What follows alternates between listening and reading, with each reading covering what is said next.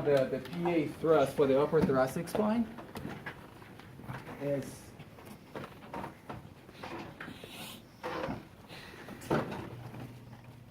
the patient position being prone with the arms right by their sides, and you can actually have the arms hanging off the bed if they're more comfortable. If they're lying on a bed where, like this one, where the head can adjust and they have like a hole to breathe, it'd be a little better if you flex. You got it? Alright, now, There you go. just tilt it down like this so you get a little more flex, should be easier to access the area, okay? And the hand contact is one will be just like we did earlier today. Both pisiforms at the transverse process on each side of the lever you're trying to target, okay?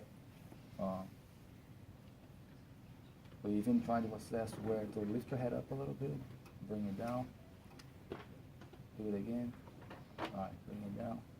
All right, T1, let's say I want a T2. So pisiform one side, the other side at the transverse process of the segment you're trying to target.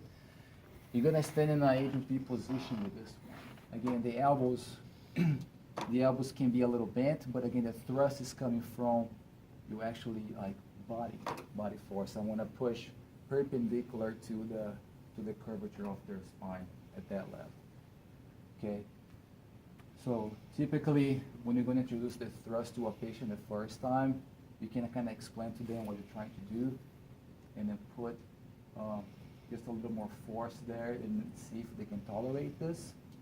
You're going to be coordinated with breathing. So you have your hand contact there. So the thrust will be, you're going to provide the PA force all the way through the end of the range. So you know we kind of provide like a little gap at the facet joint. So you're going to try to take up the slack as much as you can with the PA force. Whenever you feel the restriction, that's the end of the range, that's when you're going to provide the quick impulse without letting it up too much. Because you want to be, this is called high velocity, low amplitude technique.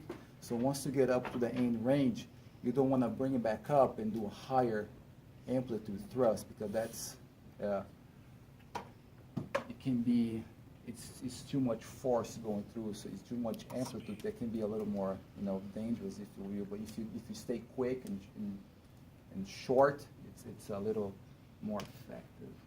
Okay, so you got your hand in placement, your position in placement. The patients know what to expect. So from there, you ask them to take a deep breath.